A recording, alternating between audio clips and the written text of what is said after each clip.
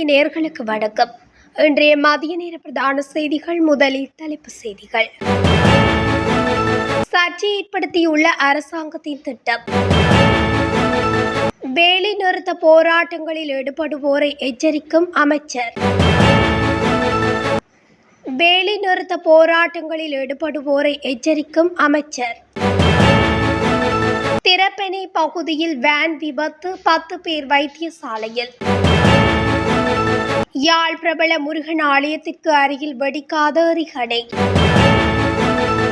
இளம் யுவதி வெட்டி கொலை, தென்னிலங்கையில் கொடூரம். வெள்ளை வேனில் கடத்தப்பட்ட சிறுவன் தொடர்பில் எழுந்துள்ள சர்ச்சை, குழப்பத்தில் போலீசார். வவுனியாவில் வன்முறை சம்பவம், மேலும் 5 பேர் கைது. புயல் எச்சரிக்கை, 24 மணி நேரத்திற்கு செல்ல வேண்டாம், விடுக்கப்பட்ட அவசர எச்சரிக்கை. முச்சக்கர வண்டி கார் மோதி விபத்து, பெண் உயிரிழப்பு. ஹட்டன் பகுதியில் மண் சரிவு. தொடர்பட விரிவான செய்திகள்.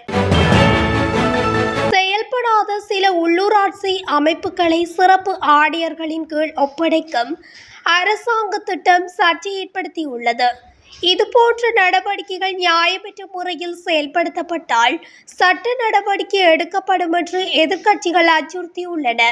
முன்னதாக முறையான நிர்வாகங்களை அமைக்க முடியாத உள்ளாட்சி அமைப்புகள், குறிப்பாக தவிசாளர்கள் மற்றும் துணை தவிசாளர்களை தேர்ந்தெடுப்பதில் முட்டுக்கட்டையாக உள்ள அமைப்புகள் சிறப்பு ஆணையாளர்களின் கட்டுப்பாட்டின் கீழ் கொண்டுவரப்படும் என்று உள்ளாட்சி மற்றும் மாகாண சபைகள் அமைச்சர் சந்தன அபேரத்ன அறிவித்திருந்தார். அத்துடன் வேண்டுமன்றே கூட்டங்களில் கலந்து கொள்ளாமல் நடவடிக்கைகளை தடுக்கும் உறுப்பினர்கள் இடைநீக்கம் செய்யப்படுவார்கள். உள்ளாட்சி அமைப்புகளின் ஆணையர்கள் 3 மாதங்களுக்குள் அந்தந்த மாகாண ஆளுநர்களிடம் அறிக்கைகளை சமர்ப்பிக்க அறிவுறுத்தப்படுவர் என்றும் அமைச்சர் அபேரத்ன கூறியுள்ளார். இந்த நிலையில் குறித்த செயற்பாட்டின் நியாயத்தன்மை மற்றும் சட்டபூர்வமான தன்மை குறித்து எதிர்க்கட்சிகள் அதிருப்தியை எழுப்பியுள்ளன. அரசாங்கம் அநீதியாக நடந்து கொண்டால் தனது கட்சி சட்ட நடவடிக்கை எடுக்க தயாராக இருப்பதாகவும் ஐக்கிய மக்கள் சக்தியின் தேசிய அமைப்பாளர் திஸ்ஸ அத்தநாயக்க தெரிவித்துள்ளார். ஒரு சபை 2 சந்தர்ப்பங்களில் ஒரு தவிசாளர் மற்றும் துணை தவிசாளரை தேர்ந்தெடுக்க தவறினால் சிறப்பு ஆணையரை நியமிக்க உண்மையில் சட்ட ஏற்பாடுகள் உள்ளன என்பதை அத்தநாயக்க ஒப்புக்கொண்டுள்ளார். எந்த ஒரு கோரிக்கையை முன்னிட்டேனும் வேலைநிறுத்த போராட்டங்கள் மேற்கொள்ளப்படுவது மிக பெரும் தவறு என்று அமைச்சர் நலிந்த ஜேதிச விமர்சித்துள்ளார். கொழும்பில் நேற்று நடைபெற்ற நிகழ்வொன்றில் கலந்து கொண்டு கருத்து வெளியிடும் போது அவர் மேற்கொண்டவாறு தெரிவித்துள்ளார். அங்கு தொடர்ந்தும் கருத்து வெளியிட்ட அவர், வேலை நிறுத்த போராட்டங்கள் காரணமாக இழக்கப்படும் 24 மணி நேரமோ அல்லது 48 மணி நேரமோ அதனை ஈடு செய்ய அதன் பின்னரான ஒரு வாரம் வரை கடுமையாக உழைக்க வேண்டியிருக்கும்.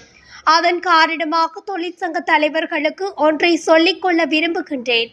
நீங்கள் வீதிக்கு இறங்கி வேலை நிறுத்தம் ஆர்ப்பாட்டம் செய்துவிடுவதால் மாத்திரம் எல்லாவற்றையும் செய்துவிட முடியாது.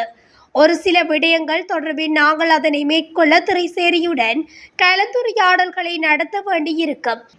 அதற்காக குறிப்பிட்ட காலம் எடுக்கும். எனவே வேலை நிறுத்தம் மேற்கொள்வதால் ஒரு சதத்துக்கும் பிரயோசனம் இல்லை என்று அமைச்சர் நலிந்த ஜேதிச தொடர்ந்தும் தெரிவித்துள்ளார். திரப்பனை பகுதியில் இன்று காலை 6 மணியளவில் லொரியுடன் வேன் ஒன்று மோதி விபத்துக்குள்ளாகியுள்ளதாக போலீசார் தெரிவித்துள்ளனர்.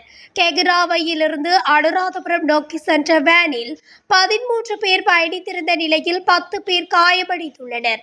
1990 காவு வண்டி சேவையின் உதவியுடன் காயமடைந்தவர்கள் அனுராதபுரம் போதனா வைத்தியசாலையில் சேர்க்கப்பட்டுள்ளனர்.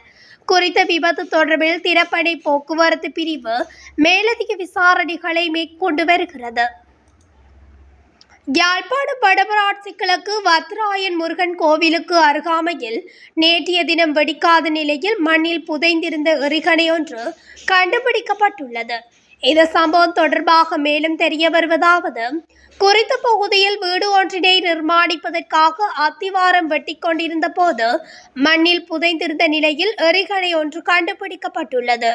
இந்நிலையில் உடனடியாக கட்டுமான வேலைகளை நிறுத்திவிட்டு சம்பவம் தொடர்பாக மருதங்கேணி போலீசாருக்கு அறிவிக்கப்பட்டிருந்த நிலையில் சம்பவ இடத்துக்கு சென்றிருந்த மருதங்கேணி போலீசார் குறித்த எரிகணையை கைப்பற்றியுள்ளனர்.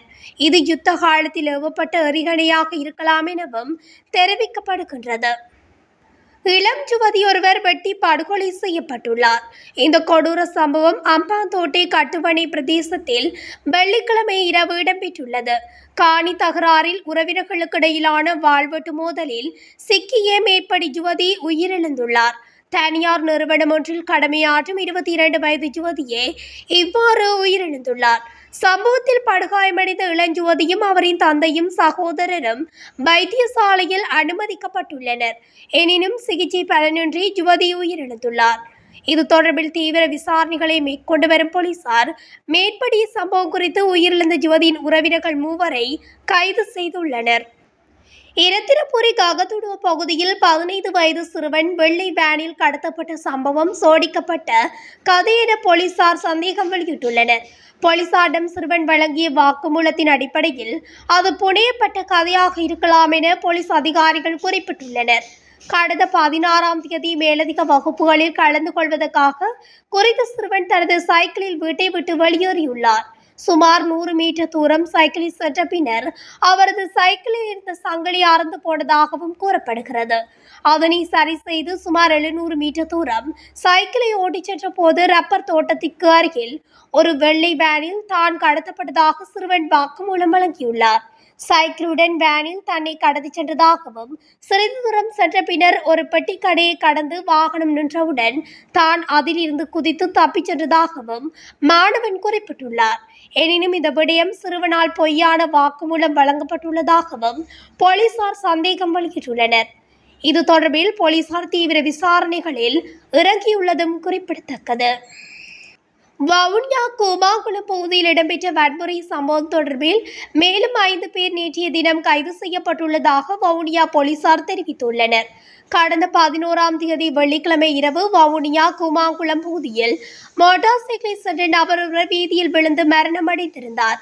இதன்போது அப்பகுதியில் பயணித்த போக்குவரத்து போலீசாரே குறித்த மரணத்திற்கு காரணம் என தெரிவித்த ஒரு குழுவினர் குழப்பத்தில் ஈடுபட்டதுடன் போலீசார் மீதும் தாக்குதல் மேற்கொண்டனர்.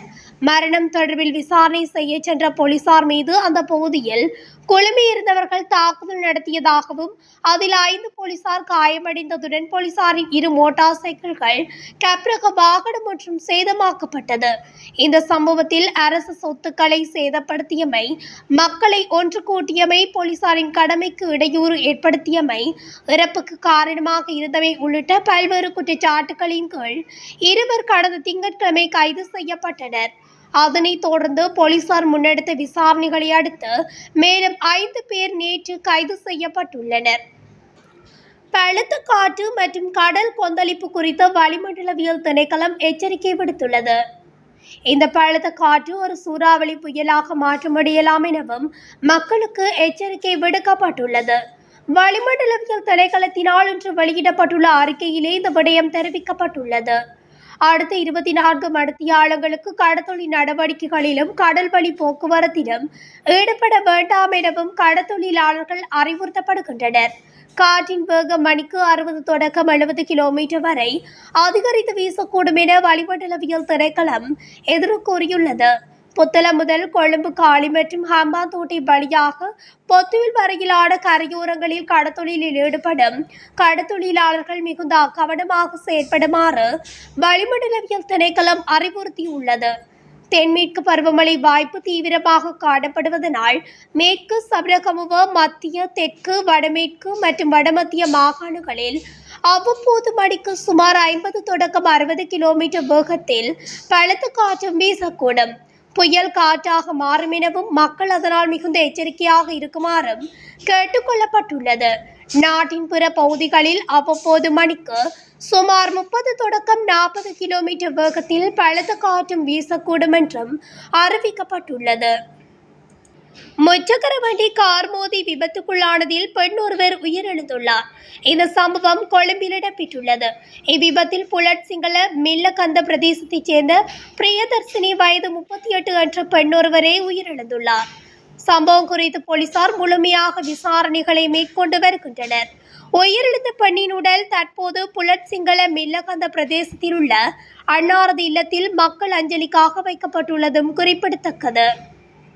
மத்திய மலைநாட்டின் மேற்கு சரிவுகளில் பெய்த கனமழையால் ஹட்டன் சமநலகம காலனியில் உள்ள வீடொன்றில் இன்று அதிகாலை 4:30 மணியளவில் மண் சரிவு ஏற்பட்டுள்ளதாக போலீசார் தெரிவித்துள்ளனர். இதனால் வீட்டின் சுவர்கள் அடித்துச் செல்லப்பட்டு வீட்டுக்கு பெரும் சேதம் ஏற்பட்டுள்ளது. வீட்டில் வசித்து வந்தவர்கள் பாதுகாப்பான இடங்களுக்கு செல்லுமாறு டிக்கோயா நகரசபை அறிவுறுத்தியுள்ளது. மண் சரிவு அபாயமுள்ள பகுதியாக சமநலகம காலனியை தேசிய கட்டிட ஆராய்ச்சி நிறுவனம் முன்பே அடையாளம் கண்டிருந்தது. அங்கு வசிக்கும் பலருக்கும் ஏற்கனவே மாற்று நிலம் வழங்கப்பட்டுள்ளமையும் குறிப்பிடத்தக்கது. குறித்த மண் சரிவினால் வீட்டின் சுவர்கள் இடிந்து விழும் காட்சிகளும் மக்களை அச்சமடைய செய்துள்ளது. இத்துடன் தமிழொலியின் இன்றைய மதிய நேர பிரதான செய்திகள் நிறைவடைகின்றன. தொடர்ச்சியாக செய்திகளை அறிந்து கொள்ள தமிழொலி ஊடகத்துடன் இணைந்திருங்கள். நன்றி, வணக்கம்.